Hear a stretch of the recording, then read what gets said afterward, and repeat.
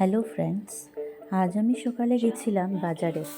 তো আমি আসার সময় দেখলাম এই জিনিসটা।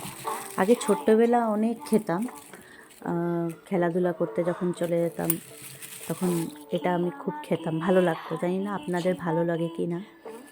তো এটার নাম বাংলায় তো শালপা না শোলপা বলে, যাই হোক, এমনিতে বোধহয় রোজাল বলে কিছু ইংলিশে এটাকে বলে। তো আমি এই জিনিসটা যখন দেখলাম নিয়ে আসলাম, আর এটাকে এইভাবে পেছন দিকটা ফেলে দিতে হয়। আমার মেয়েরও খুব ভালো লাগে এই জিনিসটা খেতে। তো আমি এটাকে একটু আচার টাইপের করে বানিয়ে নিই।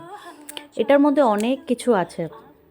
এটা খেলে এটা চুলের জন্য ভালো, শরীরের জন্য ভালো, এটাতে হিমোগ্লোবিনও হয়, তারপর লিভারের জন্য ভালো, আরও অনেক কিছু আছে। এটা স্কিনের জন্য ভালো, অনেক কিছু আছে, অনেক জিনিস আছে। আপনারা চাইলে এটা জিনিসটা আপনি গুগলে একবার সার্চ করে দেখে নিতে পারবেন। তারপরে পেছন দিকে ওটা ফেলে দিয়ে জিনিসটাকে আমি এবার ভালো করে ধুয়ে নিলাম একটা স্টেইনারে নিয়ে। এবার একটা কড়াইয়ে আমি অল্প সরষের তেল ঢেলে দিলাম। ওটা গরম হতে হতে আমি এখানে একটু গুড় নিলাম, অল্প ভাজা মশলা নেব, তারপর এগুলো আমি ছেড়ে দিলাম। দেখলাম তেলটা গরম হয়ে গেছে, তো আমি ছেড়ে দিলাম।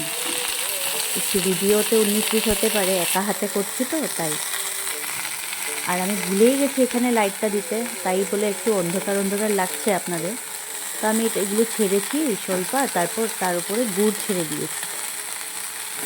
তাই একটু নাড়াচাড়া করবো যতক্ষণ এটা মেল্ট না হয়ে যায়। এখন অল্প সময় এটাকে নাড়াচাড়া করে রাখবো, কিছুক্ষণ যাতে এটা গলে যায়।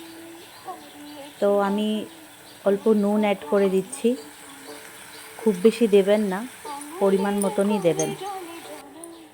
অল্প নুন দিয়েছি, আর একটু ভিনেগার অ্যাড করব আমি। তার কারণ মানে ভিনেগারটা অ্যাড করলে মানে কি হয়, আচার টাইপের জিনিসটা ভালো থাকে, আমি তো স্টোর করে রাখবো, তার জন্য আমি ভিনেগারটা অ্যাড করছি।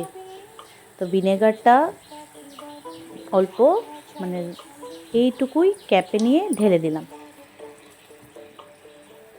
আমার এটা টকবক করছে। আর এই যে দেখো আমার ভাজা মশলা, এটা কিন্তু আমার নিজের বানানো।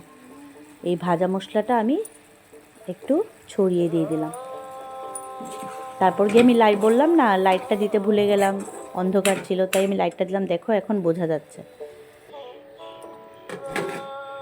বাস মোটামুটি হয়ে এলো আমার জিনিসটা কমপ্লিট। আমি একটু নিয়ে নিলাম, নিজে টেস্ট করব।